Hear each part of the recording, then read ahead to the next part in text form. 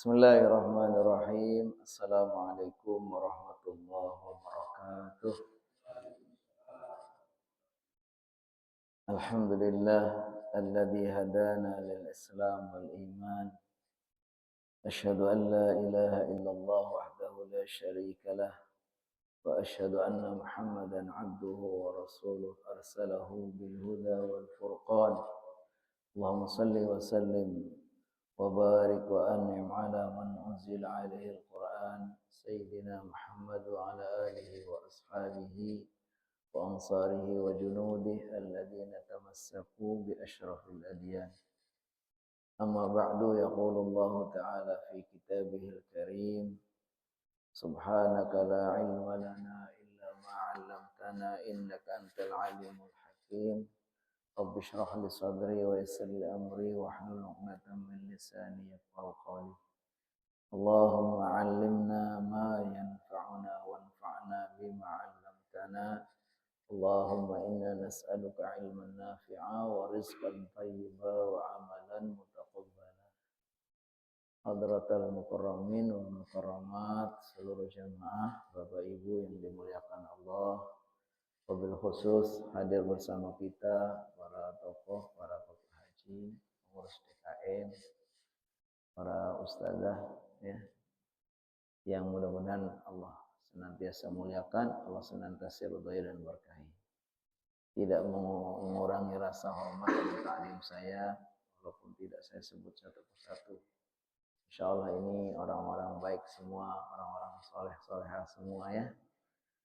Alhamdulillah di pagi yang penuh berkah ini kembali kita semua mendapatkan kemuliaan dari Allah Subhanahu wa taala, diberi kesempatan untuk melanjutkan ngaji kita.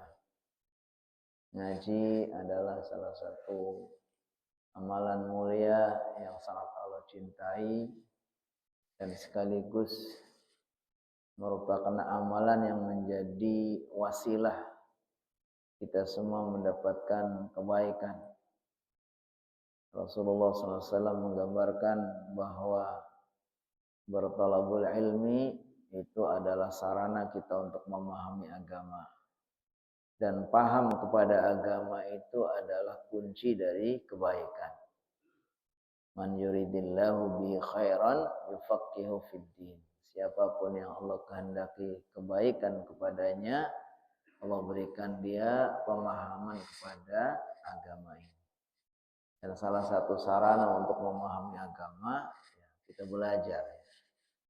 Makanya siapapun yang Allah kasih kemudahan belajar, ini pertanda Allah SWT sayang kepadanya, cinta kepadanya, Allah menghendaki kebaikan kepadanya. Salawat dan salam mudah-mudahan Allah senantiasa limpahkan, curahkan teruntuk baginda tercinta Nabi Muhammad SAW serta keluarganya dan para sahabatnya. Dan mudah-mudahan kita semua tergolong sebagai umatnya, tergolong sebagai orang-orang yang menghidupkan sunnahnya, orang-orang yang senantiasa taat menjalankan perintahnya, sehingga kelak kita semua akan mendapatkan syafaat dari beliau. Amin, amin. Sampailah kajian kita tentang hal-hal yang sangat penting di dalam sholat, yang kita sebut dengan rukun-rukun atau pilar-pilar, pokok-pokok. Jadi ibarat sebuah bangunan, kalau pilar-pilar ini tidak ada, maka bangunan itu rusak, roboh, atau tidak disebut sebagai bangunan yang baik ya kan. Maka rukun di dalam sholat pun seperti itu.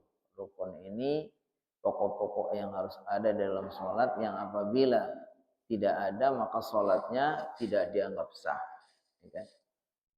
Sini disebutkan arkanus shalah aqwalun wa af'alun tatarakkabu minha haqiqatus shalah. Fa idza takhallafa wahidun minha lam tatahaqqaq as-shalah wa lam yu'tad biha syar'an. Jadi rukun-rukun salat itu beberapa bacaan-bacaan ataupun beberapa gerakan-gerakan perbuatan yang tersusun dengannya sholat. yang apabila salah satu dari rukun-rukun itu ada yang tertinggal, maka sholat itu tidak dinyatakan benar atau tidak terjadi. Dan tidak bisa diganti dengan sujud sahwi. Jadi berarti harus hati-hati sekali. Ketika bicara rukun berarti nggak boleh ada yang ketinggal. Kalau sampai tertinggal berarti sholatnya tidak sah. Kan? Dan tidak bisa diganti dengan nanti menjelang salam kita sujud sahwi, nggak bisa. Nah, makanya di sini disebutkan orang itu meninggalkan rukun sholat itu ada dua kemungkinan. Yang pertama, kemungkinan pertama dia meninggalkannya dengan sengaja. Kalau sudah sengaja di sini disebutkan man taraka ruknan min arkanis shalah amdan batalat salatuhu walam tasihha bil ittifaq. Kalau ada orang yang menyengajakan meninggalkan salah satu dari rukun sholat, tapi sengaja ya, maka di sini nggak ada obatnya. Di sini berarti sholatnya batal. Kenapa? Karena sengaja. Terus bagaimana kalau tidak sengaja? Wa in tarakaha syahwan, kalau dia itu meninggalkan rukun sholat karena lupa, au jahlan atau tidak tahu, jadi dia meninggalkan salah satu dari rukun sholat tapi lupa, atau sengaja tidak tahu, atau memang karena tidak tahu. Maka di sini kalau memungkinkan segera disusulkan. Lupa maunya, contoh maunya rukun sholat Al-Fatihah maunya. Lupa nggak baca Fatihah, maka segera ulang atau segera susulkan, segera baca Fatihah. Nah, kalau tidak bisa menyusulkan karena dia artinya memang tidak segera disusuli dengan bacaan Fatihah itu tadi atau dengan salah satu rukun yang dia tinggalkan, fasadat sholatuhu. Nah, maka sholatnya tidak sah. Ada yang mengatakan tulgha ar-rak'atul lati taraka fiha ar-rukna faqat. Ada solusinya atau kesimpulannya ada dua. Kalau ada orang menyengajakan meninggalkan rukun sholat lalu dia tidak mau mengganti, pertama berarti sholatnya batal. Atau kalaupun tidak batal maka rakaat yang ditinggalkan di dalamnya rukun sholat itu dianggap tidak ada. Berarti sholat maghrib seharusnya 3 rakaat. Rupanya pas rakaat kedua nggak ada Fatihahnya. Jadi harusnya langsung ketiga, tapi karena rakaat kedua lupa nggak baca Fatihah, maka udah dianggap, jadi yang kedua dianggap tidak ada. Berarti kayak masuk kayak rakaat yang ketiga dijadikan rakaat kedua. Nanti baru sesudah. Artinya kalau kita memang tidak bisa menggantikan rukun yang kita tinggalkan itu, bisa juga kita anggap sudah batal semua, kita ulang lagi. Atau yang lebih ringannya, kita anggap batal rakaat yang tidak ada rukunnya. Kita anggap seperti tidak melakukan rakaat itu. Yang harusnya sholat isya 4 rakaat bisa jadi 5 rakaat. Kenapa? Karena salah satu dari rakaat itu ada yang tidak ada bacaan Al-Fatihahnya. Kita anggap tadi yang rakaat kedua nggak ada Fatihah, udah kita anggap nggak ada, kemudian kita mengulang lagi.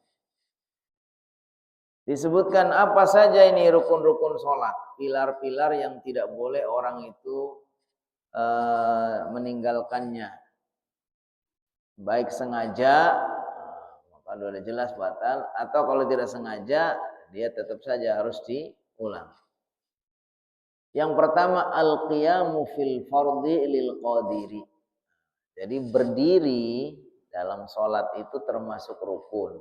Tapi itu apabila sholat fardu. Sholat fardu itu berarti sholat 5 waktu, termasuk di dalamnya sholat Jum'ah.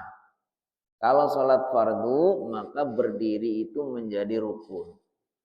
Tapi lil qadiri alaihi, bagi orang yang memang bisa berdiri.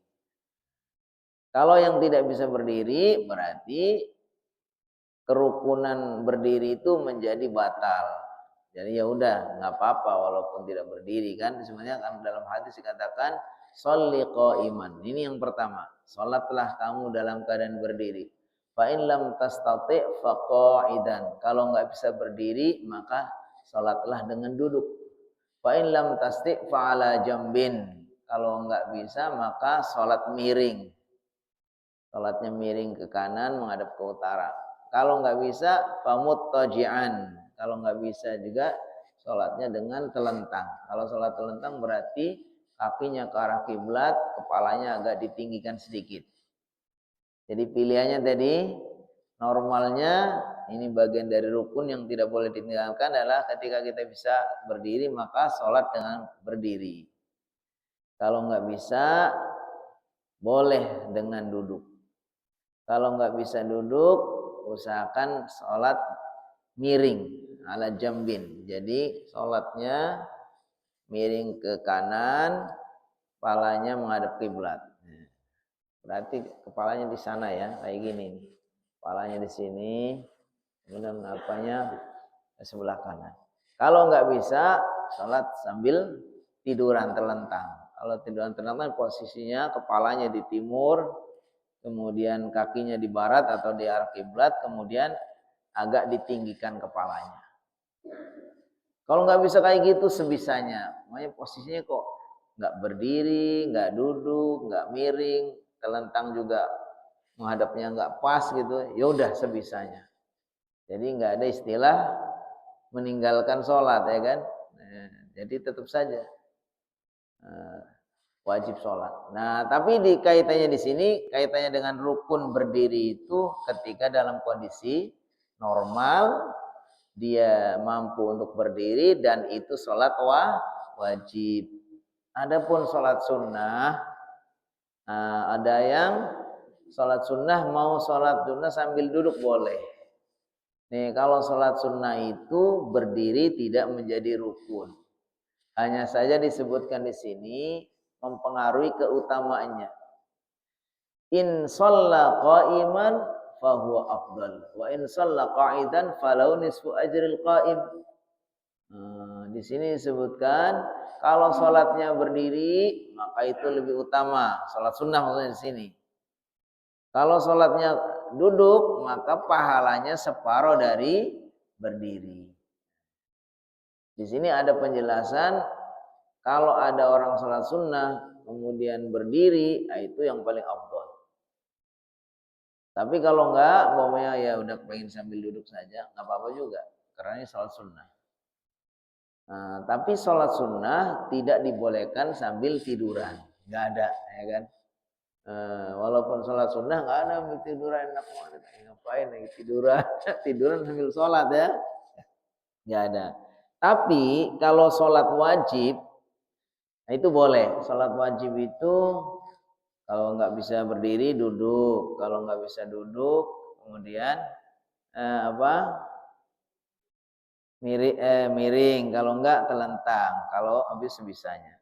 Jadi bagi orang, maksud saya itu bagi orang yang dalam keadaan normal sehat nggak boleh sholat sunnah sambil tiduran. Kecuali kalau lagi sakit boleh, kalau lagi sakit kita sholat sunnahnya boleh sambil tiduran bisa. Jadi kalau dalam keadaan sehat yang boleh tiduran yang dalam keadaan sehat itu bolehnya hanya sholat sunnah dengan berdiri, sholat berdiri atau duduk. Tapi kalau orang sakit ya udah sebisanya sambil berdiri, kalau memungkinkan walaupun umpamanya sambil pegangan dan seterusnya. Nah, makanya di sini disebutkan kalau dalam kondisi sakit itu ya tidak mengurangi pahala. Karena Rasulullah SAW mengatakan idza maridha ahadukum aw safara kutiba lahu maka ya'malu sahihan muqiman. Kata Rasulullah SAW ketika salah seorang itu sakit atau melakukan suatu safar, lalu dia tidak bisa melakukan sholat yang biasa dia lakukan atau amal sholat yang dia biasa lakukan, maka dia tetap mendapatkan keutamaan sama kalau dia melakukan. Makanya kita sudah membiasakan nih sholat qobliyah ba'diyah rutin, ya kan? Tiba-tiba dalam satu safar, ya, dalam perjalanan safar itu nggak cukup waktu, dan biasanya memang kalau safar itu nggak usah sholat sunnah qobliyah ba'diyah, tapi sudah cukup sholat wajibnya saja.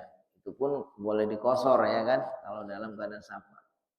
Nah, maka ketika dalam keadaan safar itu, walaupun dia nggak sholat sunnah qobliyah ba'diyah, dia tetap mendapat pahala sama dengan kalau dia sholat qobliyah ba'diyah. Kenapa? Karena dia ada udzur safar. Maka di sini juga seperti itu. Kalau orang yang dia itu nggak bisa berdiri karena sakit, maka dia tetap aja pahalanya seperti orang yang berdiri. Ada dua faidah kaitannya dengan berdiri sini. Yang pertama, sholatul jalisi yuqdaru la yanqusu sawabuha. Kalau orang sholat wajib, kemudian sholatnya sambil duduk, dan dia biasanya selalu berdiri dalam keadaan sehat, maka tidak berkurang pahalanya. Tapi untuk sholat sunnah, itu ada pautannya. Kalau yang paling afdol, sholat sunnah itu berdiri. Kalau nggak bisa berdiri boleh, atau kalau nggak mau berdiri boleh sambil duduk, tapi pahalanya berkurang. Tapi nggak ada sholat sunnah bagi orang yang sehat sambil tiduran. Ada penjelasan di sini.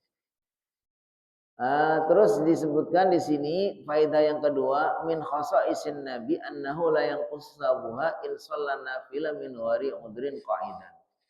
Di sini disebutkan khusus untuk Nabi Muhammad, kalau beliau itu sholat sunnah sambil duduk, pahalanya tidak mengurangi kalau beliau sama dengan sholat berdiri. Ini khusus untuk Nabi saja. Di sini penjelasannya seperti itu. Wallahu a'lam. Sekarang disebutkan al-qiyam fil faridah fit ta'ira was safinah.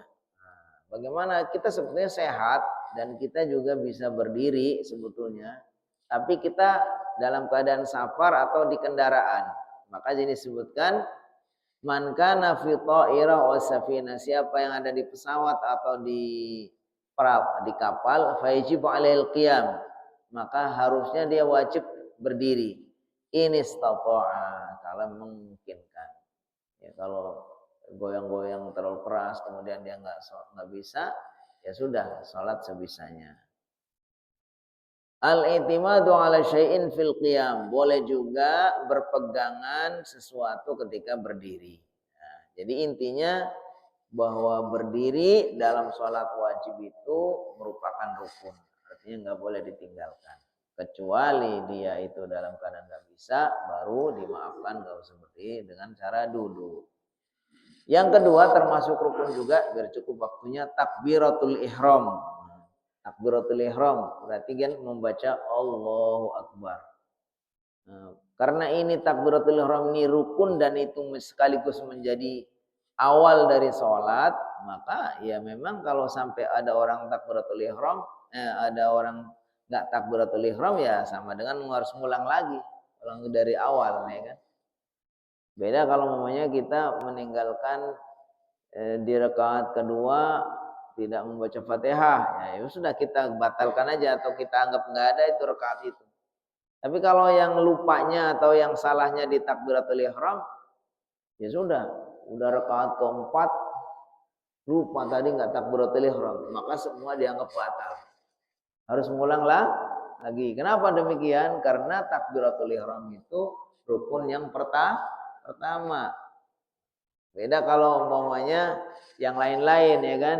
Umpamanya enggak baca Fatihah di rakaat ketiga, ya udah yang kita anggap batal yang rakaat ketiga aja yang kita hilangkan. Jadi ya, takbiratul ihram ini termasuk juga rukun. Disebutkan dalam hadis mafatihus shalah at-tahur wa tahrimuha at-takbir wa tahliluha at-taslim. Jadi kunci dari sholat itu adalah bersuci. Kemudian tahrimuha, yang mengharamkannya adalah takbir. Kenapa sebut takbiratul ihram? Karena dengan takbir itu sesuatu yang tadinya boleh menjadi haram. Jadi begitu Allahu Akbar, ini perbuatan-perbuatan yang sehari-hari harusnya itu biasa, boleh, itu menjadi tidak boleh. Udah nggak boleh ngomong sembarang, nggak boleh gerak sembarang, nggak boleh makan, nggak boleh minum, karena sudah masuk ke dalam sholat. Makanya disebut dengan takbiratul ihram, takbir untuk mengharamkan. Nanti begitu sudah selesai, kita akhiri dengan salam, makanya disebutkan wa tahliluha assalam. Yang menghalalkannya adalah salam. Artinya ketika sudah mulai dengan takbir, itu perbuatan-perbuatan di luar sholat itu halal, itu haram. Begitu nanti udah assalamualaikum, perbuatan-perbuatan yang tadi haram waktu sholat itu sudah boleh lagi. Makanya disebutkan seolah-olah berarti kalau takbiratul ihram itu adalah permulaannya yang mengawali sholat itu, sehingga selain bacaan dan perbuatan sholat itu semuanya haram. Kemudian assalamualaikum itu adalah penghalalannya. Artinya perbuatan-perbuatan yang di luar sholat pun sudah boleh lagi dilakukan. Nah, ini penjelasannya. Kemudian takbiratul ihram itu juga disebutkan fala yajzi'u liddukhuli fi shalah ghairu qouli ta'ala Allahu akbar. Jadi termasuk ini harus diperhatikan juga, takbiratul ihram itu lafalnya tertentu saja. Dan ini yang dipilih oleh Imam Malik, Imam Syafi'i. Jadi selain Allahu akbar itu nggak boleh. Pokoknya kita ganti Allahul Azim, Allahul Jalil, Allahur Rahim, mamanya dan seterusnya nggak boleh. Atau Ar-Rabbul Karim, atau selain kayak kata-kata Allah. Ini menurut madhab Imam Syafi'i, kemudian madhab Imam Hanafi itu tidak, Imam Ahmad, Imam Malik itu harus seperti itu bunyinya. Ada yang membolehkan, itu pendapat Abu Hanifah. Wa khalafa Abu Hanifah faqala tan'aqidu sholatu bikulli ismillah ala wajhi ta'zim mislu Allahul Azim, Allahul Kabir, Allahul Jalil. Ini ada beda sendiri. Ada pendapat dari Abu Hanifah, beliau mengatakan bisa takbiratul ihram enggak mesti harus dengan Allahu Akbar, tapi pakai menyebut nama Allah yang menunjukkan keagungan. Beliau kasih contohnya Allahul Azim. Nah ini tapi dari 4 madhab ini hanya beliau sendiri saja. Yang lebih kuat adalah yang jumhurnya, yang mayoritasnya. Imam Malik, Imam Syafi'i, Imam Ahmad itu mengatakan bahwa yang cukup untuk sebagai takbiratul ihram hanya satu lafal saja, itu Allahu Akbar. Enggak boleh diganti dengan yang lain. Wala yasihu bi ghairil lughatil arabiyyah. Dan termasuk juga harus pakai bahasa Arab. Pokoknya kita ganti Allah Maha Besar, nggak bisa juga. Allah Maha Agung, Allah Maha Penyayang. Pokoknya pakai bahasa Indonesia atau selain bahasa yang Arab itu tidak cukup. Makanya saya bilang berarti bahasa Arab itu wajib hukumnya kan. Ya, minimal untuk hal-hal yang harus berbahasa Arab kayak syahadat, kayak Fatihah, kayak mana ada. Kita bacaan sholat diganti dengan bahasa kita nggak bisa ya. Jadi makanya disebutkan shollu kama ra'aitumuni usolli. Sholatlah kalian wahai umat Islam seperti engkau melihat aku sedang sholat. Kata Nabi seperti itu. Berarti setiap kita wajib mengikuti sholat seperti Nabi Muhammad SAW. Termasuk takbiratul ihramnya. Nggak boleh diganti dengan bahasa kita. Yang ketiga, rukun yang ketiga, qiraatul Fatihah fi kulli raq'atin. Membaca Al-Fatihah pada setiap rakaat. Ya. Jadi nggak boleh ada orang sholat kemudian dalam setiap rakaatnya nggak ada Fatihahnya. Jadi berarti di sini harus membaca Fatihah. Qiraatul Fatihah ruknun fi kulli raq'atin min kulli salatin fardhan aw naflan. Membaca Fatihah adalah rukun dalam setiap rakaat, dalam sholat, baik sholat fardu maupun sholat sunnah. Jahriyatan kanat au sirriyah, baik itu sholat yang jahriyah, yang bacanya keras, berarti sholat apa aja? Maghrib, isya, subuh. Au sirriyah, atau sholat yang bacanya lirih, yaitu sholat duhur dan asar. Baik yang sirriyah maupun jahriyah, pada setiap rakaat harus membaca Al-Fatihah. Dalilnya apa? Kalau Rasulullah SAW bersabda, la salata liman lam yaqra' bi Fatihatil kitab. Tidak sah salat orang yang tidak membaca Fatihatul Kitab. Hadis yang lain, man shalla salatan lam yaqra' fiha bi Fatihatil Kitab fa hiya khida ghairu tamam. Kata Rasulullah SAW, sholat, siapapun yang sholat lalu di dalamnya tidak membaca Fatihah, maka sholatnya khida. Khida itu tidak lengkap atau cacat. Beliau mengulangi khida 3 kali, ghairu tamam, tidak sempurna. Maka kesimpulannya di sini berarti harus membaca Fatihah. Baru nanti memang ada terjadi ikhtilaf ketika orang itu berjamaah, ya kan? Pada hukum asalnya baik berjamaah maupun sendiri, intinya setiap orang sholat itu harus membaca Fatihah pada setiap rakaat. Tapi setelah diteliti oleh para ahli ilmu ya, para imam madhab itu, ketika dia jadi makmum kemudian ada perbedaan. Kalau menurut Imam Hanafi tidak wajib membaca Fatihah. Imam Hanafi berarti imam yang paling senior, ya kan. Kata beliau, kalau kita makmum berarti sudah imamnya yang membaca Fatihah, kita sudah apa? Terbacakan. Dikatakan qiraatul imam, qiraatul makmum. Bacaan imam sekaligus mewakili bacaan makmum. Dan ini tegas beliau katakan, pokoknya kalau kita berjamaah sudah diwakili sama imam, ya kan? Enak kalau gitu, ya kan? Kalau Imam Syafi'i sebaliknya. Imam Syafi'i pokoknya baik makmum atau sendiri tetap dasarnya tadi, man lam yaqra' bi Fatihatil Kitab, la salata liman lam yaqra' bi Fatihatil Kitab. Tidak sah salat orang yang tidak membaca Fatihah. Maka Imam Syafi'i berpendapat baik salat keras maupun salat yang lirih, jahran atau sirun, pokoknya harus membaca Fatihah. Biasanya kapan? Ya udah nyuri-nyuri waktu, ya kan? Habis amin langsung dia baca Fatihah sendiri. Pelan-pelan, lirih gitu. Agak cepat. Kecuali kalau memang sholatnya sholat sirriyah, sholat imamnya juga bacanya lirih, ya udah kita baca dari awal. Kalau yang sholatnya jahriyah, bisa kita membaca Fatihah setelah imam membaca Fatihah. Waladhdallin, imamnya sudah selesai Fatihah, kemudian kita membaca. Nah, makanya ada orang kalau jadi imam suka ngasih waktu.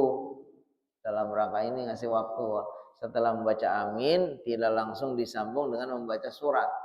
Dikasih jeda dulu untuk memberi waktu bagi orang yang membaca Fatihah, yang mengikuti madhab Syafi'i, dia biar baca Fatihah di situ. Tapi kalau mengikuti madhab Hanafi yang enggak, udah langsung aja toh. Karena bacaan makmum itu sudah diwakili oleh bacaan imam. Kalau menurut Imam Malik dan Imam Hambali atau Ahmad bin Hambal, ini yang tengah-tengah. Beliau kalau sholatnya itu jahriyah, imamnya itu sudah jelas-jelas membaca Fatihah, kita sudah amin, kita nggak usah baca Fatihah lagi. Jadi rakaat pertama, rakaat kedua. Baru nanti rakaat ketiga, sholat maghrib dan sholat isya, rakaat keempat juga. Karena imam yang bacanya lirih, kita baca Fatihah. Ini menurut siapa? Imam Ahmad dan Imam Malik. Kita milih yang mana? Semuanya benar.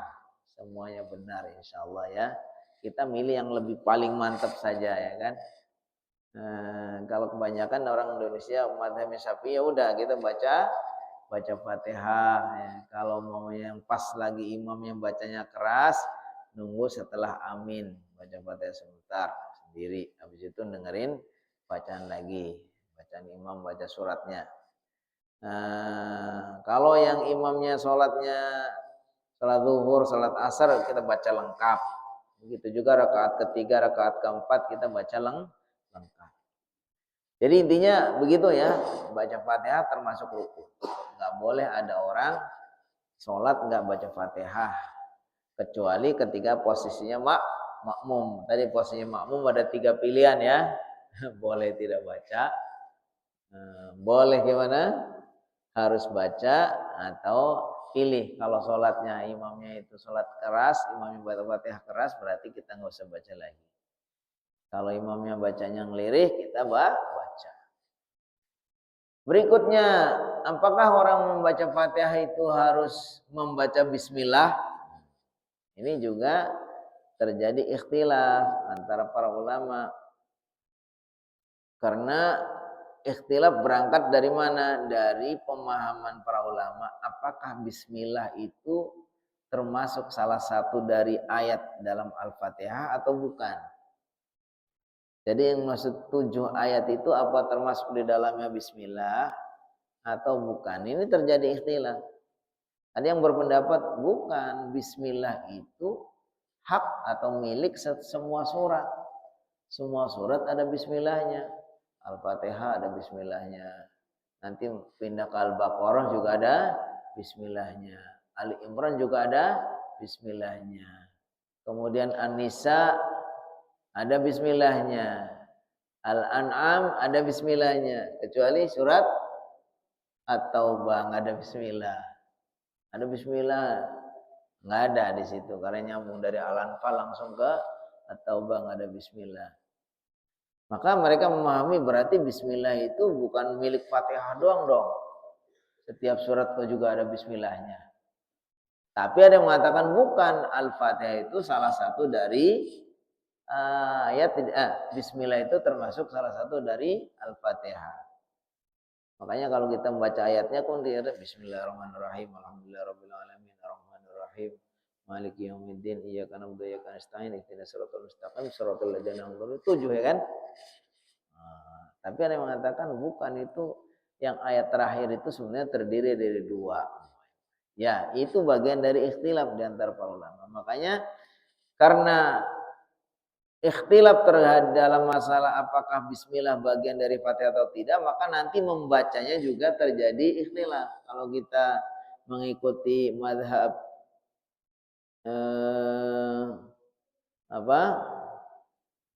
mazhab Maliki ya. Mazhab Maliki itu, dan ini biasanya diikuti kalau kita baca mazhab Maliki itu malah nggak membaca apa? Tidak membaca bismillah. Jadi langsung kalau kita termasuk namanya apakah dibaca secara lirih atau memang tidak baca bismillah itu kita nggak tahu. Biasanya mereka langsung sholatnya apa? Alhamdulillahirabbil alamin. Nah, maka di sini disebutkan kesimpulannya kalau menurut Imam Hanafi, ini paling senior, itu tetap saja disunahkan membaca bismillah tapi sirron. Jadi tetap aja membaca bismillah, tetap aja harus baca bismillah, tapi nggak usah dijaharmanya bismillahirrahmanirrahim. Alhamdulillahi rabbil alamin. Begitu. Ini menurut madhab Hanafi. Dia tetap aja disunahkan membaca bismillah. Disunahkan saja, kalau nggak baca bismillah pun tetap aja sholatnya sudah sah. Fatihahnya sudah benar. Kalau menurut Imam Malik disunahkan enggak. Kalau menurut Imam Malik di sini disebutkan malah dimakruhkan. Imam Malik mengatakan dimakruhkan, enggak usah baca bismillah. Kalau Imam Syafi'i dibaca secara terang-terangan dan hukumnya harus. Jadi menurut Imam Syafi'i membaca bismillah, bismillah itu bagian dari Al-Fatihah dan harus dibaca keras. Bismillahirrahmanirrahim. Alhamdulillahirabbil alamin. Ini Imam Syafi'i. Dan kebanyakan orang Indonesia seperti itu. Nah, kalau menurut Imam Ahmad bin Hambal disunnahkan membacanya lirih saja. Bismillahirrahmanirrahim. Baru alhamdulillahirabbil alamin. Sehingga kita kalau ada kita mendapatkan imam nggak baca al-basmalah atau basmalah dilirihkan pun kita ikut saja, sah juga. Kenapa? Karena memang itu bagian dari ikhtilaf atau perselisihan pendapat antara satu madhab dengan madhab yang lain. Yang lain kita percepat saja. Tadi sudah sampai ke 3 ya. Sekarang yang keempat ruku' dan tumaninah. Ruku' udah tahu semua. Ruku' itu artinya di sini disebutkan ar-ruku' ruknun fi kulli raka'atin min as-shalah bi ijma' ahli ilmi. Bahwa ruku' itu termasuk juga merupakan rukun. Ruku' itu apa itu? Nunduk di sini batasannya sampai bagaimana? Wa aqallu ma yajzi'u fi ruku' ayan haniya bihaitsu tamassa yadahu rukbatayhi. Tamussu yadahu rukbatayhi. Jadi yang dimaksud ruku yang mencukupi sebagai rukun salat itu apabila seorang itu menunduk sampai kedua tangannya itu bisa memegang lutut. Jadi kedua tangannya memegang lutut. Kemudian tumanina. Tumanina itu setiap gerakan. Habis itu mamanya setiap ruku, habis sujud itu harus ada tumanina. Tumanina itu artinya tenang atau diam sesudah bergerak. Kalau maunya kita ruku, Allahu Akbar. Ini harus diam dulu. Baru kemudian Sami Allahu liman hamidah. Enggak boleh maunya belum diam Allahu Akbar langsung berdiri lagi nggak bisa. Harus diam dulu. Diam yang kira-kira cukup untuk membaca tasbih. Nggak usah lama-lama sebetulnya. Disebutkan wa ammat tumanina disebutkan irqa hatta tatma'inna raki'an. Wa tahaqqaqut tumanina bi an yaskuna hatta tatma'inna mafasiluhu wa tastarkha kama qala Nabi sallallahu alaihi wasallam. Dan tumanina itu terwujud bila seseorang itu sudah diem sampai tenang. Nah, jadi kalau orang tadinya bergerak kemudian diam sampai tenang itu sudah dianggap berhasil melakukan tumanina. Dan itu berlaku pada setiap ruku, gerakan ruku, maya ruku, kemudian nanti i'tidal, ya kan? Jadi yang kelima, yang keempat dan kelima adalah ruku dan tumanina. Sekarang yang keenam dan tujuh i'tidal dan tumanina. I'tidal itu tegak setelah ruku. Itu juga harus disertai dengan tumanina. Ini yang penting sekali. Jadi banyak orang sholatnya nggak terlalu cepat, tapi bisa batal. Kenapa? Karena sholatnya itu nggak ada tumaninahnya. Allahu Akbar, Sami Allah liman. Biasa Sami Allah itu yang banyak rawan. Sami Allah liman hamidah. Belum diam udah ke bawah. Harusnya harus tegap. Allahu Akbar. Nah, habis itu Sami Allah liman hamidah. Begini Allahu Akbar, diam dulu. Sami Allah liman hamidah. Begitu. Jadi setiap habis gerakan rukun itu harus tumanina. Berikutnya as-sujud wa tumanina. Sujud juga begitu. Sujud walaupun sujudnya cepat tapi pastilah itu sudah nempel ke bagian ke lantai atau ke sajadah dengan tumanina. Dan sujud ini disebutkan yang sempurna itu harus pakai anggota yang 7. Anggota sujud yang 7 itu apa saja? Kedua telapak tangan, kedua lutut, kedua jari, ujung jari kaki. Berarti udah 6 nih. 1, 2, 3, 4. Terus kaki, ujung kaki 2, 6. Terus yang ketujuhnya apa? jidat ini atau batuknya ini. Batuk juga dikenakan ke hidung. Gitu ya. Itu batuk dan hidung itu sudah dihitung satu. Batuknya sama hidung satu, kedua telapak tangan, kemudian kedua lutut, kemudian kedua ujung jari kaki. Jadi kalau lagi sujud jangan kakinya jangan angkat ujung jarinya. Harus ditempelkan ya. Nah, ketika sudah tujuh-tujuhnya itu sudah menyentuh lantai atau tempat sujud itu baru sujudnya sempurna. Terus tumak nina, pastikan diem. Nah, jangan sampai kayak apa disebutkan dalam hadis itu seburuk-buruknya orang pencuri adalah orang yang mencuri dalam sholatnya. Yaitu bagaimana? Yaitu orang itu sholatnya itu mencuri karena sangat cepat, rukuk belum diam udah bangun lagi, sujud belum diam sudah bangun lagi. Itu dianggap sebagai pencuri yang paling buruk kata Rasulullah SAW. Seburuk-buruknya pencuri adalah orang yang mencuri dalam sholatnya. Ada suatu ketika sahabat datang ke masjid pas ada Rasulullah SAW. Habis itu dia sholat sunnah.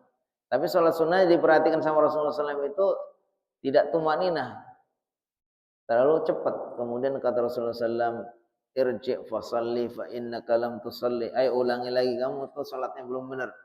Dia sholat lagi begitu. Kayak gitu lagi, cepat lagi juga, belum tumaninah. Terus disuruh lagi ulang lagi. Habis itu terakhir ya Rasulullah SAW, saya tidak bisa kecuali yang seperti ini saya sholatnya. Terus Rasulullah ngasih tahu ya kamu ruku diam dulu sampai tumanina, sujud diam dulu sampai tumanina. Jadi seperti itu. Jadi tumanina itu artinya diam sesudah bergerak. Yang berikutnya adalah sujud dan tumanina. Udah tadi ya. Yang 10 dan 11 duduk di antara dua sujud juga dengan tumanina. Jadi setelah sujud, duduk di antara dua sujud itu juga harus duduk sempurna dulu. Jangan terlalu cepat, belum lurus itu duduknya udah sujud lagi, ya kan? Nggak bisa, itu berarti tidak tumanina. At-tasyahud al-akhir, tahiyat akhir, wal julus fihi. Nah, tahiyat dan duduk di tahiyat akhir itu termasuk juga rukun. Nah, insya Allah semuanya ini karena sudah sehari-hari kita paham ya, sudah kita amalkan ya tahiyat, kemudian juga sujudnya duduknya juga termasuk rukun dari sholat. Yang terakhir nanti kalau mau kurang lengkap bisa ditambahkan. Yang terakhir adalah at-taslim. At-taslim itu artinya mengucapkan salam. Menurut pendapat jumhur itu artinya mayoritas ulama yang menjadi rukun itu hanya salam yang pertama. Salam yang pertama itu yang menjadi rukun. Sedangkan salam kedua itu seandainya ada orang mamanya sholat nih baru salam sekali kemudian segera batal mamanya, ya itu sudah sah karena salam yang kedua itu bukan merupakan rukun. Baik, di sini ada pertanyaan sedikit.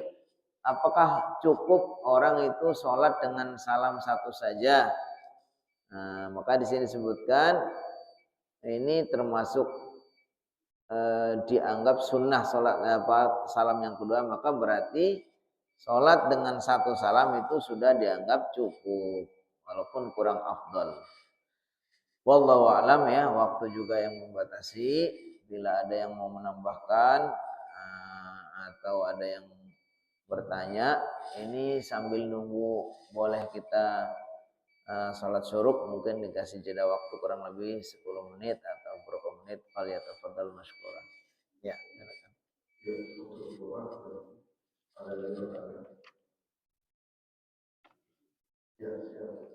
Ya, silakan.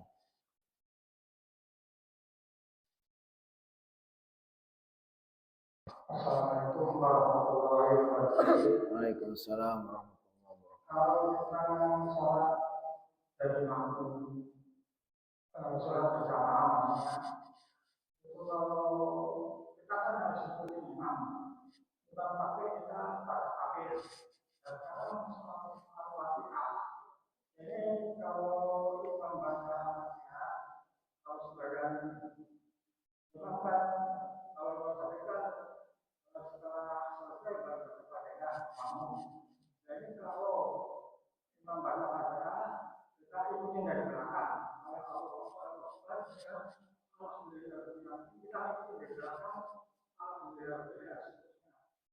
dibolehkan atau enggak?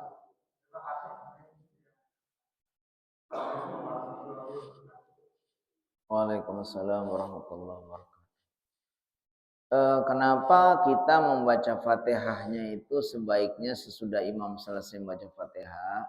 Karena ada perintah dari Allah SWT, fa idza quri'al Qur'anu fastami'u lahu wa ansitu la'allakum turhamun. Ketika Al-Qur'an sedang dibaca, maka kita diperintahkan untuk mendengar, menyimak. Jadi tidak dibolehkan balapan atau bersaing dengan imam. Imam baca gitu, baca itu tidak dibenarkan. Tapi umpamanya ada orang yang seperti itu, selama ini umpamanya dia sudah mencukupkan dengan bacaan Fatihahnya, ketika imam membaca ini kita ngikuti dengan suara lirih dan tanpa berbunyi, makanya kata Imam Hanafi, ya udah kalau sudah imam membaca sudah nggak perlu lagi membaca. Tapi kalau berdasarkan syariat tadi, berdasarkan aturan, bagusnya ketika kita mendengar bacaan Al-Quran, apalagi yang membaca adalah imam dan kita ini disuruh untuk menyimak. Karena kita sebagai makmum ada perintah kalau Quran dibaca hendaknya didengarkan. Makanya kemudian para ulama itu menyimpulkan ketika orang itu harus membaca Fatihah sebagai makmum itu sesudah imam membaca Fatihah, yaitu sesudah amin. Dan lebih bijak lagi, bagus lagi kalau Fatihah kalau imamnya juga ngasih jeda waktu. Nah, karena nanti ketika dia nggak ada jeda waktu kan itu berikutnya ada imamnya baca ayat lagi kan. Itu juga kena perintah kalau setiap kita mendengar Al-Quran dibaca kita harusnya mendengarkan. Makanya bagusnya tadi kasih jeda waktu baca Fatihah dulu makmumnya, habis itu baru kita lanjutkan dengan bacaan Al-Quran yang lain atau ayat yang lain. Karena ayat yang lain ini juga bagian dari Al-Quran yang sebaiknya kita ketika kita mendengar kita harus mendengar, ketika kita mendengar bacaan itu kita harus menyimak. Jadi intinya begitu, bagusnya kita ketika imam membaca Al-Quran baik Fatihah maupun surat kita dengarkan. Baru setelah amin kita membaca Fatihah sendiri secara lirih dan tidak usah panjang-panjang atau nggak usah agak cepat saja, kurang lebih cukup untuk beberapa saat, kemudian segera menyimak bacaan Al-Quran yang berikutnya. Cukup. Ada lagi yang mau disampaikan?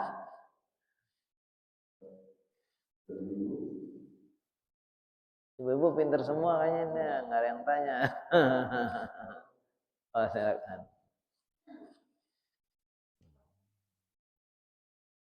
Nggak apa-apa kalau nggak persis banget yang sedang dibahas juga nggak apa-apa.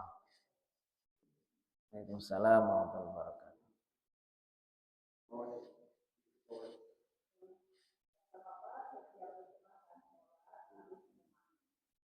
Betul.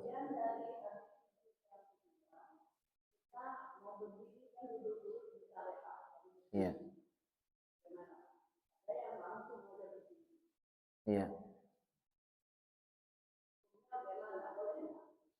Itu sunnah ya. Jadi setiap kita habis sujud sebelum berdiri itu tidak langsung dari sujud langsung berdiri, tapi kita duduk dulu, sunnahnya begitu.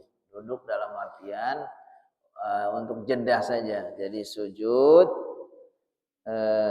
yang kedua, kemudian bangun dari sujud dulu dalam keadaan duduk, baru dari duduk kemudian berdiri. Itu yang sunnah betul begitu. Jadi yang sunnahnya begitu. Tidak langsung dari sujud langsung berdiri, tapi ada duduk dulu. Nah, duduknya itu duduk istirahat dalam arti duduk, ya kan? Dan itu hukumnya sunnah. Sunnahnya seperti itu. Jadi habis sujud duduk dulu, habis duduk baru berdiri. Tapi umpamanya ada orang umpamanya habis dari sujud langsung berdiri saja boleh, nggak apa-apa juga. Karena itu hukumnya hanya sunnah. Yang rukunnya itu adalah sujudnya. Sujud.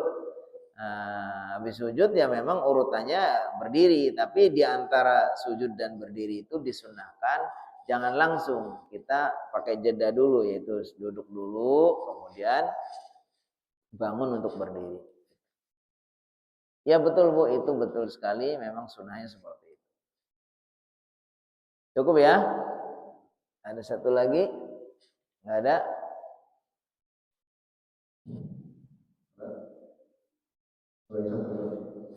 Kalau misalnya ya. Kita kadang-kadang baca surat Al-Fatihah. Pasal kita dapat posisi itu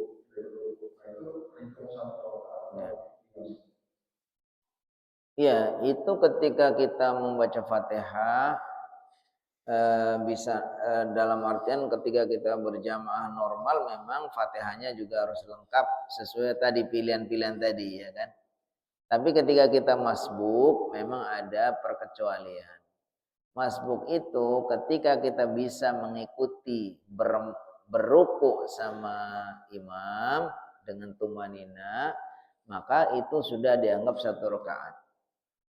Walaupun kita nggak sempat baca Fatihah, bahkan nggak sempat berdiri bareng imam, tapi kita sempat ruku bareng imam. Kita datang, rupanya imam sudah sedang ruku, dan alhamdulillah rukunya panjang. Kita segera Allahu Akbar, segera ikut ruku. Ketika kita sempat beruku dengan imam sampai tumanina, kita juga sampai betul-betul rukunya sempurna, baru sami Allahu liman. Itu maka sudah dianggap satu rakaat. Jadi patokannya ruku. Siapapun makmum masbuk yang sempat bareng ruku dengan imam sampai tumanina, maka itu sudah dianggap satu rakaat. Tapi kalau kita datang sudah kelewat ruku, kita udah sami Allah, kemudian kita memaksakan ruku sendiri, ikut sami Allah, nggak bisa.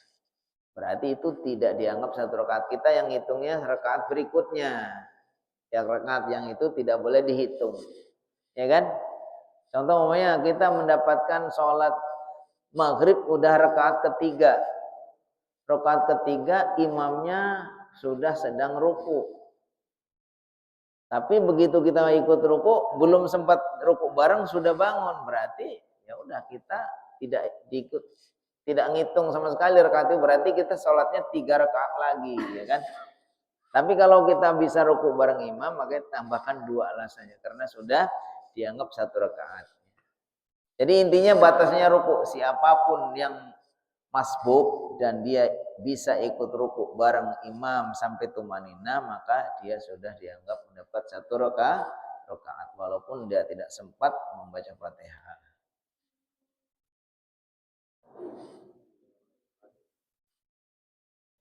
Cukup ya?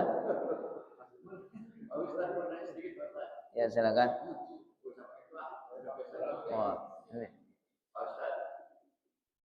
Ya kadang-kadang perjalanan jauh nih, udah ada rest area, udah waktunya sholat zuhur, tapi kita nggak melaksanakan sholat zuhur di rest area. Kalau tuh sampai tujuan udah waktunya udah habis. Habis. Mungkin asarnya udah habis. Itu dosa nggak nih Pak? Ya, kalau kita dalam keadaan safar, ketika kita memang mau milih nanti sholatnya di waktu yang telat belakangan, kita niatkan jamak saja, nggak dosa. Jadi mau gini, ini kita sudah masuk berangkat pagi, berangkat dalam keadaan masih belum masuk zuhur ya kan. Tiba-tiba datang waktu zuhur, ini rest areanya kok kayaknya baru jalan kok sudah minggir lagi, nanti kelamaan. Ya sudah. Nanti kita niatkan, ya sudah kalau gitu kita akan jadikan sholat zuhurnya, nanti kita akan gabung saja dengan sholat asar. Nunggu masuk asar dulu, kemudian kita berhenti, baru kemudian kita jamak antara zuhur dengan asar. Intinya kita niatkan untuk jamak. Kalau nggak niat jamak, kita tunda-tunda jadi dosa kita. Tapi kalau sudah niatnya, oh ya udah orang kita dalam keadaan safar, udah kita mau gabungkan nanti kita jamakkan zuhurnya kepada asar. Atau sebaliknya, mumpung ada kesempatan nih sholat zuhur, kita udah langsung zuhurnya, langsung kita nanti biar nggak usah sholat asar, nggak usah berhenti lagi, udah zuhurnya sama asarnya dijamak juga di waktu zuhur, namanya jamak takdim. Jadi boleh dipilih di sholat yang awal, asar dengan zuhur dilakukan pada waktu zuhur namanya jamak takdim, atau kita gabungkan ke belakang, zuhur digabungkan dengan asar pada waktu asar namanya jamak takhir. Itu dua-duanya boleh. Tapi dalam keadaan safar. Tapi kalau dalam keadaan normal begini nggak boleh nunda-nunda sampai waktu sholat habis, nah itu dosa.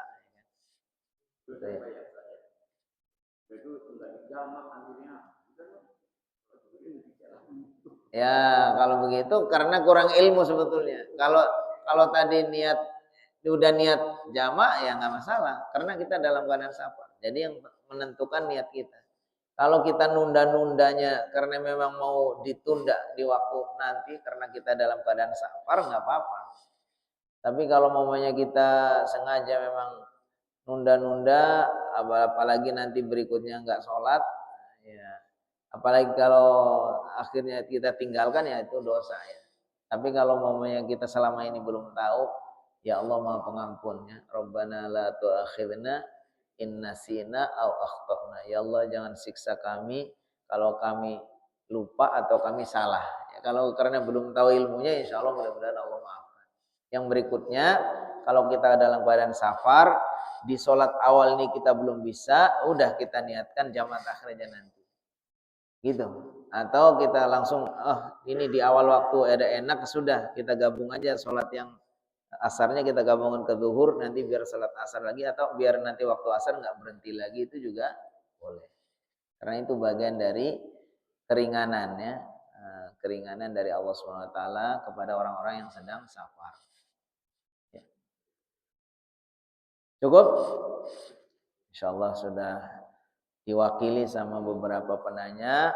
Mudah-mudahan insyaallah nanti kalau ada hal-hal yang bisa kita diskusikan lagi, kita nunggu atau kita kasih kesempatan pada waktu berikutnya. Mari kita tutup dengan sama-sama berdoa kepada Allah SWT. Mudah-mudahan Allah senantiasa berkahi majelis kita. Allah berikan ilmu yang bermanfaat, istiqomah untuk bisa mengamalkan ilmu yang Allah berikan kepada kita. Alhamdulillahi Rabbil Alamin. Hamdan yuafi ni'amahu wa yukafi'u mazidah. Ya Rabbana lakal hamdu wa lakal syukru. Kama yanbahi li jalali wajhika wa 'azimi sultanik. Allahumma salli wa sallim ala Sayyidina Muhammad wa ala ali Sayyidina Muhammad.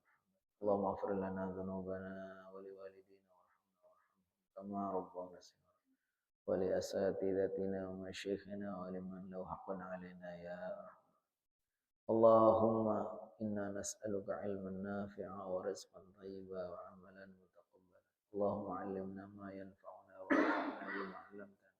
Allahumma inna nas'aluka minal khairi kullihi ajilihi wa ajilihi ma 'alimna minhu wa ma lam na'lam. Wa na'udzu bika minasy syarri kullihi ajilihi wa ajilihi ma 'alimna minhu wa ma lam na'lam. Allahumma inna nas'alukal jannah wa ma qarraba ilaiha min qawlin wa amal. Wa na'udzu bika minan nar wa ma qarraba ilaiha min qawlin wa amal. Allahumma hdina li ahsanil akhlaq la yahdi li ahsaniha illa anta wasrif 'anna sayyi'aha la yasrifu 'anna sayyi'aha illa anta. Allahumma rabbana hab lana min azwajina wa dhurriyyatina qurrata a'yun waj'alna lil muttaqina imama. Rabbana atina fid dunya hasanah wa fil akhirati hasanah wa qina adzabannar. Wa sallallahu ala Muhammad wa ala alihi wa sahbihi ajma'in walhamdulillahi rabbil alamin. Alhamdulillah. Assalamualaikum warahmatullahi wabarakatuh.